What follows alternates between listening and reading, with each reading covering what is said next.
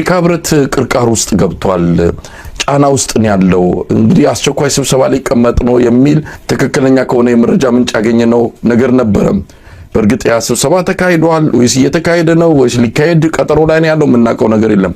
የአፍሪካ ህብረት ግን ሀዲዱን ስቶ በተሳሳተ መንገድ ላይ እየሄደን ያለው የአብይ አህመድ ወጥመድ ሰለባ ሆኗል። ሰሞኑን በአማራ ክልል ተካሄደ የተባለው የሰላም ስምምነት እውነት ለመናገር አብይን ስለምንቃወም የፋኖን ትግል ስለምንደግፍ በኢትዮጵያ ያለውን ኢፍታዊነት አጥብቀን ስለምናወግዝ አይደለም። ይሄ በሌላ ሀገርም ቢደረግ የምንቃወመው ነው። በኢትዮጵያ መደረጉ ብቻ አይደለም፣ በሌላ ሀገርም የአፍሪካ ህብረት እንደዚህ አይነት ደረጃውን ያልጠበቀ የአምባገነኖች መሳሪያ ቲያትር መጫወቻ የሆነን እንዲህ አይነቱ ሂደት ውስጥ መሳተፉ ሊያስወግዘው ይገባል። ኢትዮጵያ ውስጥ ስለሆነ ብቻ አይደለም። ነገር ግን እስካሁን መልስ አልሰጠም። አፋድ ጥያቄ አቅርቧል። እነ እስክንድር ነጋ ይህን ጉዳይ በተመለከተ ሴትዮዋን ጨምሮ የአፍሪካ ህብረት ምክትል ኃላፊ የሆነችዋን ጨምሮ ሌሎችንም ጥያቄ አቅርበዋል። ምንድነው እየተደረገ ያለው? አንድ ግለሰብ ለዛው ምንም ሚና የሌለው በአፍራሽነቱ የሚታወቅ ለትግሉ አንድም ቀን ጠብ ያለ ነገር አስገኝቶ ማያቅን ግለሰብ በሆነ ሴራ ይሁን ወይም ደግሞ ለሆን ተብሎ እዛ እንዲገባም የተደረገ እንደሆነ ማስረጃዎች እየመጡ ነው። ብዙ ነገሮችን እየሰማን ነው። ነገር ግን ምንም ይሁን ምን አንድ ግለሰብ ነው። ምንም ይዞ የመጣው ነገር የለም። ይሄ ግለሰብ ጋር የክልሉ መንግስት ስምምነት ተፈራረመ ተብሎ አብይ አህመድ ያዘጋጀውን ቲያትር እነ አፍሪካ ህብረትና ኢጋድ በገጸ ባህሪነት ተመድበው መጫወታቸው እጅግ ያሳፍራል። ምላሽ እየጠበቅን ነው። አሁንም እየጠየቅናቸው ነው። እንደ አንከር በየዕለቱ ኢሜል እየላክን ነው። በየዕለቱ ስልካቸው ላይ እየደወልን ነው። መልስ ስጡን። የለም፣ ዘግተውታል። ነገሩን ያመኑበት ነው የሚመስለው። እንዳይቀለብሱት ምናልባት ከአብይ አህመድ የሚመጣባቸውን የበቀል በትር ፈርተው ሊሆን ይችላል። ግን ደግሞ ተቋሙን መጠበቅ አለባቸው። ተቋሙ ይህንን ነገር ካላስተባበለ ይህን ጉዳይ በአንድም ይሁን በሌላ ማብራሪያ ካልሰጠ ኢትዮጵያውያን ይህንን የሚተውት አይደለም። በየዕለቱ እናነሳለን፣ በየዕለቱ እንጠይቃቸዋለን። ገለታው ቀጥል። ይሄ ጉዳይ አይ ቲንክ በጥንቃቄም በጥልቀት መታየት ያለበት ይመስለኛል። በመጀመሪያ ደረጃ የአፍሪካን ዩኒየን የአፍሪካ ህብረት በጣም የደረጀ ልምድ ነው ያለው በዚህ በግጭት አፈታት በፊርማ ስነስርዓት የሰላም ስምምነትን በማምጣት ዲፓርትመንት ሁሉ አለው። እንደምታውቀው የፖለቲካ ጉዳዮች ሰላምና ጸጥታ ዲፓርትመንት የሚባል አለው። ዋና ስራውም እኮ እንደውም የአፍሪካ ዩኒየን ይሄ ነው እና በየሀገሩ ሀገር ከሀገር ሲጋጭ የውስጥ ግጭትም ሲኖር ለምሳሌ በ2019 ሴንትራል አፍሪካን ሪፐብሊክ የሚባለው ከታጠቁ ኃይሎች ጋራ ስምምነት አስማምቷል፣ ታዝቧል። ያንን ኢትዮጵያ ውስጥ ደግሞ የቅርብ ጊዜ ነው የምናስታውሰው በህወሓት እና በፌደራል መንግስት መካከል ፕሪቶሪያ ላይ ስምምነት አድርጓል። ያው የክትትል ችግር ቢኖርም ግን ፎርሙን የጠበቀ ነው፣ ፕሮሲጀር አለው እና ይሄ ተቋም አዲስ አይደለም ማለት ነው። ይሄ ነገር ያውቀዋል፣ ሂደቱን ያውቀዋል፣ ፕሮሲጀር አለው ማለት ነው። እንግዲህ የታጠቀ ኃይል አማራ ክልል ውስጥ አንድ የታጠቀ ኃይል ይህ ኃይል ወደ ድርድር ሲመጣ በመጀመሪያ እንደሚታወቀው እንግዲህ በገለልተኛ ሀገር ሊሆን ይችላል፣ ድርድር ይደረጋል። የአፍሪካ ዩኒየንም ከዩናይትድ ኔሽንስም ከተለያዩ አካላት ተቀምጠው ይታዘባሉ። ይሄ የመጀመሪያው ስቴፕ ነው። እንግዲህ ይታዘባሉ። ፕሪቶሪያው ጥሩ ኤግዛምፕል ነው። ቁጭ ብሎ ይከታተላሉ። ከዛ ያ ድርድር ወደ ስምምነት ሊያድግ ይችላል። ስምምነቶች ይስማማሉ። እዛም ላይ ያጨበጨበ አፍሪካን ዩኒየን ዋና ሚሽኑ ነው፣ ይሳተፋል። ከዛ በኋላ የታጠቀ ከሆነ ሶስተኛ ዋና ጉዳይ አለ የአፍሪካ ዩኒየን የሚከታተለው ነው፣ ዲዲአር የሚባል የዲዲአር ፕሮሲጀር አለ። ያ ዲዲአር እንደው ዋናው እሱ ነው። ምንድነው ዲዲአር በአማርኛ? እንግዲህ ወታደሩን የመጀመሪያው ጠመንጃ ማስወረድ ነው። ከዛ ወታደሩን መበተን ያስፈልጋል። ያ የተበተነ ወታደር ደግሞ ከአካባቢው ማህበረሰብ ጋር እንዲዋሃድ የሚደረግበት ደረጃ ማለት ነው። ይሄ ሳይንሳዊ ሂደት ነው። የአፍሪካን ዩኒየን የሚከተለው ነው እና የአፍሪካ ዩኒየን በብዙ የአፍሪካ ሀገሮች ውስጥ የሚከተለው ነው። ይህ ሰው እንግዲህ አሁን አፍሪካን ዩኒየን እንደዚህ እጅ ለሰጠ ዝም ብሎ ሄደው ፎቶ አይነሳም። አንድ ወታደር ለምሳሌ እጅ ከሰጠው ወስኗል ማለት ነው። እጅ መስጠት ማለት አብሬ ሆናለሁኝ፣ በቃ የባለፈው ስህተት ነው፣ ተሳስቻለሁኝ፣ ስለዚህ ከእናንተ ጋር ሆናለሁ፣ ይቅርታ መጠየቅ ነው እንጂ ምን ስምምነት ያስፈልጋል? እጅ የሰጠ ወታደር እጅ የሰጠ ወታደርን ሄዶ አያፈራርም። የአፍሪካን ዩኒየን የሚያፈራርመው ቅድም ያልናቸውን ደረጃዎች ጠብቆ ያ በዶክመንቱም ውስጥ ይቀመጣል። የአፍሪካ ዩኒየን አንድ ውጤት ነው ከተሳካለት ተብሎ በጠቅላላው ጉባኤም ላይ ሪፖርት ያደርገዋል። ስለዚህ የተፋለሰ በጣም የተፋለሰ ስራ ነው የተሰራው። ይሄ ሰው አንደኛ ግለሰብ ነው፣ ሁለተኛ ደረጃ ደግሞ እነዚህ ፕሮሲጀሮች የሌሉበት ስምምነት ውስጥ ሄዶ ከኢጋድም ከአፍሪካ ዩኒየንም ፎቶ ተነስተው በጣም ደግሞ ርዕሱ እኮ የሚለው ምንድነው መሰለ ላንድ ማርክ ፒስ አግሪመንት ነው የሚለው እና በጣም ሀገር ነቅንቅ የሆነ ኢትዮጵያን ሁሉ የሚቀይር የሰላም ስምምነት ነው። በጣም ሴንሴሽናል ነው ራሱ አረፍተ ነገሩም ራሱ እና ይሄ የሚያሳየው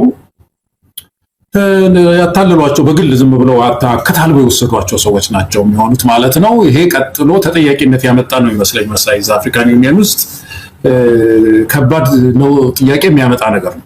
ስለዚህ እኛም መጎትጎታችንን መቀጠል አለብን። በመሰረቱ እንደዚህ አይነት የሰላም ስምምነትን የለም። የሰላም ስምምነት የሚባለው ሳትገባ ነው። መጀመሪያ በትጥቅህን እንዳያስክ ነው። ከዛ በኋላ ደግሞ ተከታይ ወታደሮች ካሉን እነዛ ተከታይ ወታደሮች እንዴት በዲዲአር ፕሮሰስ ውስጥ እንደሚገቡ ራሱን የቻለ ሰፊ አግሪመንት ያስፈልገዋል። ስለዚህ ይሄ ሁሉ የሌለበት አረጋ ከበደና ማን ነው ይሄ ማስረሻ ሰጤት እየተቃቀቡ እርስ በርስ እየተቀባበሉ የሚነጋገሩበት ሁኔታ ከድራማ ነው ማለት ነው። ደንበኛ ድራማ ነው። እዚህ ውስጥ መሳተፉ ነው ብዙዎችን ያበሳጨው። የአፍሪካን ዩኒየን የሚጠየቅ ነው።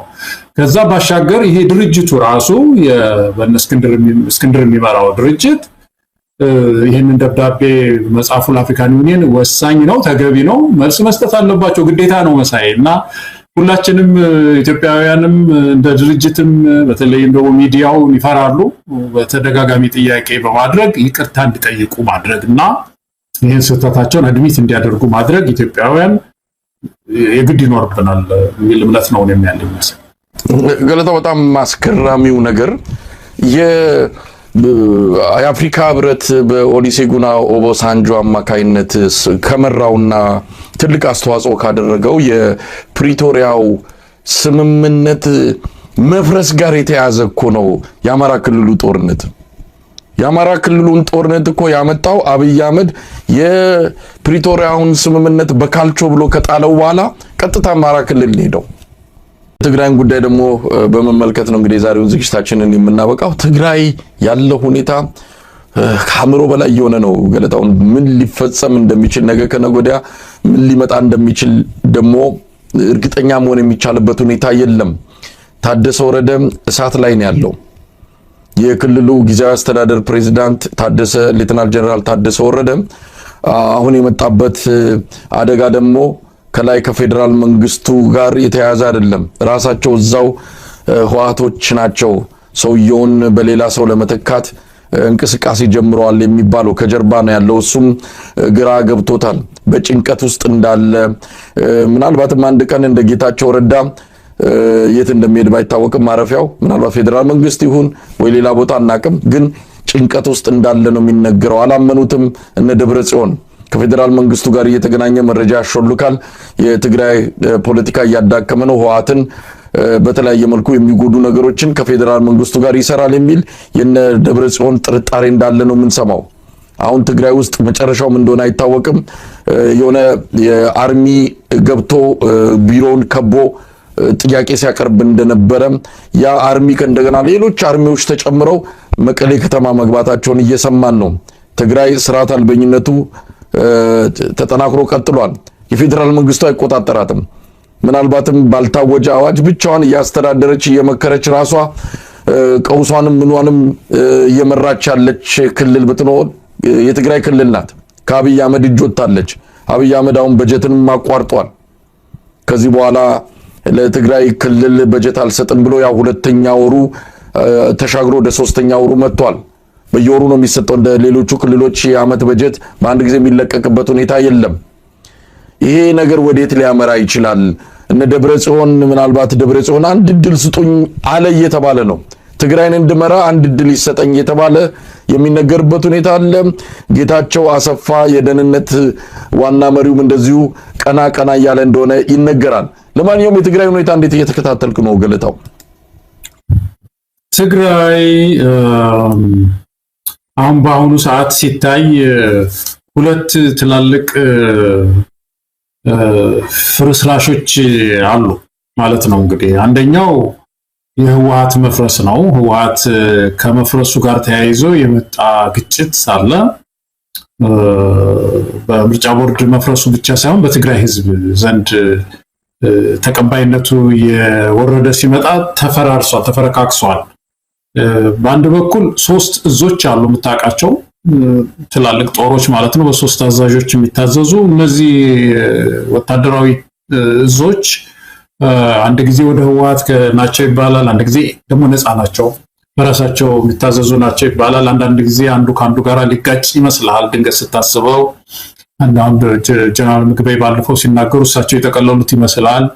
ስለዚህ ይሄ ጉዳይ ይሄ የእዝ መፍረስ የእዝ ሰንሰለት መፍረስ ትግራይ ውስጥ አንድ ራሱን የቻለ በውስጥ ግጭት ሊያመጣ የሚችል እምቅ ችግር ነው ማለት ነው። የሆነ ጊዜ ግጭት ሊነሳ ይችላል፣ ወይ በኃይል ወታደሩም ራሱ ስልጣን ሊመኝ ይችላል፣ ወይም ደግሞ ደብረጽዮንም ከመጡ ደግሞ ደብረጽዮን ወታደሩን እንደ ክልል አዛዥነቴ ጠቅልዬ መምራት ፈልጋለሁ የሚል ነገር ሲያመጡ ያን ጊዜ የሚፈጠርም ሌላ ግጭትም ሊኖር ይችላል። ያኮረፉ ደግሞ የተለያዩ ቡድኖችም የተፈጠሩበት ነው እና ይሄ በአጠቃላይ ትግራይን ስቴትለስ የማድረግ እና ትርምስ የማምጣት ትልቅ እምቅ ችግር ይዞ ቁጭ ያለ ነገር ነው። በጣም አሁን ታደሰ ወረደ እንዳልከው ድሮም ለህልውናቸው ነው ሲታገሉ የነበሩት። አሁንም ያችኑ ቀጭን ገመዳቸውን እያጡ ነው ያሉት። ባለፈው ስሰማ አንድ ጋዜጠኛ ሲናገር ሁለት ቢሮ አላቸው አለ። ከአንዱ ሲያባርሯቸው አንዱ ጋር የሄዱና አዛኛው ይገኛሉ ነው የሚለው። ግን እንደዚህ አድርገው እንዴት ይኖሩታል? ሊቀጥሉ አይችሉም በዚህ ሁኔታ። አንዱ ይሄ ነው። ሁለተኛው ፕሪቶሪያ ነው የፈረሰው። የፕሪቶሪያው ስምምነት ደግሞ ሌላው ችግር ማለት ነው። እንግዲህ የፕሪቶሪያው ስምምነት አሁን ባለፈው የጌታቸውንም እያነሳችሁ ስትነጋገሩ መሳይ ሰማ ነበር። በዛ ጠንከር ያለ ክርክር በገጠመው ጊዜ ጌታቸው ረዳ ስለ አብይ አህመድ ጄኖሳይድ ፈጽሟል አልፈጸመም ሲል ከውስጡ ማየው ከጌታቸው ውስጥ ማየው የፕሪቶሪያው ስምምነት መፍረሱ ነው እንጂ እኮ ጌታቸው እኮ አጭሩ መልስ የፕሪቶሪያው ስምምነት በልቦናው ውስጥ ቢኖር ተጽፎ ቢሆን እሱ አንዱ ፈራሚው እሱ ነው እንግዲህ አይደለም። ተጽፎ ቢሆን እኮ ይሄንን ጥያቄ ዛሬ መመለስ አልችልም እኔ። አሁን የፕሪቶሪያው አግሪመንት ዲሲፕሊኑ ይገድበኛል። ያን ጊዜ በጦርነት ላይ እንዳለው ላልል አልችልም። አሁን የፖለቲካ ሶሉሽን ልንፈልግ ነው፣ የሽግግር ትራንዚሽናል ጀስቲስ እንትልና ያቋቁምና ያለ ነው። ስለዚህ በዛ መንገድ አልቀጥልም ማለት ይችል ነበር ይሄንን ጥያቄ። ውስጡ ግን የለም፣ ፈርሷል። በጌታቸው ልብ ውስጥ ፈርሷል። ያውቀዋል ደግሞ የበለጠ። ስለዚህ በዛው ሲተራምስ ታየዋለና በተግባርም ስናይ ይሄ በትግራይና በፌደራል መንግስት መካከል ያለው ይሄ ነገር ስለሌለ ሚይዘውም ስለሌለ በጀቱን ድም ብሎ እንደፈለገ ያደርጋል። ከትግራይ ደግሞ ተወክሎ መጥቶ ይሄን የሚያስፈጽም የለም፣ ኃይል የለም። ስለዚህ ትግራይ በሁለት እሳት ውስጥ ነው ያለችው ማለት ነው። መሳይ በጣም ያሳዝናል። ይሄ በዚህ መካከል ፈንቅሎ ወጥቶ ለአጠቃላይ ለውጥ የሚታገል ኃይል ነው በጣም ሳስቷል። በውጭው ዓለም የተወሰነ ትሰማለህ እንጂ መሬት ላይ ትግራይ ውስጥ የሚታገል ኃይል በቃ እናንተንም እንደው ገለጥ አድርጎ አዲስ ስርዓት የማምጣት ነገር አናይም። እኔ ከሁሉ በላይ ያወታደር የዲዲአርን ደግፍ የነበረው መሳይ የፕሪቶሪያውን ስምምነት ስለወደድ ነው አልነበረም። ትግራይ ውስጥ የታጠቀ ኃይል በዚህ ሰዓት በድህረ ጦርነት ጊዜ የተሸነፈ ኃይል ስለሆነ ስለተበታተነ ይሄ የተበታተነ ኃይል ጠመንጃ ከያዘ እዛው ውስጥ ግጭት ሊያመጣ ይችላል። ሊፈታ ይሻላል። አዲስ ጦር ወይም ደግሞ ለትግራይ የሚሆን ወጣቱ ራሱ በአዲስ መንፈስ የታጠቀ ካልሆነ በስተቀር እነዚህ ቀደም ያሉ ችግር ሊፈጥሩ ይችላሉ የሚል ነበርና አሁንም ያ ጥላ እያንዣበበ ይመስላል። የትግራይ ህዝብ ራሱን መጠበቅ አለበት። ኢትዮጵያን በአጠቃላይ መተባበር ነው ያለብን። የሚመጣው ነገር ክፉ ይመስላል። እንደው ገለታው የትግራይ ሁኔታ በታደሰ ወረደና በህወሓቶች ፍጥጫ አሁን እንደ አዲስ አጀንዳ ሆኖ የመጣበት ሁኔታ እንዳለ ሆኖ ምን ላይ ደረሰ? ያ ሁሉ ፉከራ በተለይ በአብይ አህመድ በኩል አንድ ሀገር ኢትዮጵያን የሚመራ ገዢ ፓርቲ በክልል ውስጥ ራሱ ለክልል አንድ መስተዳድር አማጺ አደራጅቶ እያሰለጠነ መሆኑ በራሱ እውነት በጣም ድንቅ መዝገብ ውስጥ መግባት ያለበት ድርጊት ነው አብይ አህመድ የሚያደርገው። ያ ሁሉ አሁን የት ነው ያለው? የኤርትራ ውስጥ ጉዳይ የት ነው ያለው? ብዙ ነገሮችን ታነሳለህ። የትግራዩን ነገር ነጠለ ብቻውን የምትመለከተው አይደለም። አብይ አህመድ እዛ ነገር ውስጥ የገባው ከትግራይ ጋርም በተያዘ ኤርትራ አብረው ምንድነው ጽምዶ በሚለው ስምምነት መሰረት ተያይዘው መጥተው ሊጥሉኝ ነው ከሚል ስጋትም ነው የትግራይን ህዝብ አሁንም ዳግም ወደዛ አይነት ስቃይ ውስጥ ሊከት እየተንደረደረ ያለው። አሁን በነገራችን ላይ የትግራይ ህዝብ ዳግም እንትን ውስጥ ገብቷል። ከፍተኛ ስቃይ ውስጥ ነው ያለው። ደሞዝ የለም፣ በጀት የለም። 2 ወር ነው ተብሏል። ምናልባት ደብረጽዮን ኬት አምጥተው ለሰራተኛው ደሞዝ እየከፈሉ የክልሉም እንቅስቃሴ በየትኛው ገንዘብ እየመሩት እንዳለ አናቅም። ምክንያቱም 3ኛ ወሩ መጥቷል የፌዴራሉ በጀት ከተቋረጠ። ስለዚህ መጨረሻው ምንድነው? አብይ አህመድ ለዚህ መፍትሄ የለውም። አብይ አህመድ እንደ ሀገር አይደለም የሚያስበው። አዎ ህወሓቶች የራሳቸው ችግር አለባቸው። ምንም እዚህ ላይ ምንም ጥያቄ የለውም። ነገር ግን የሀገሪቱ ገዢ ፓርቲ ብልጽግና ምንድነው መፍትሄ ለዚህ ይዞ የመጣው? ህወሓትንስ እንዴት ሊያስተናግድ ነው?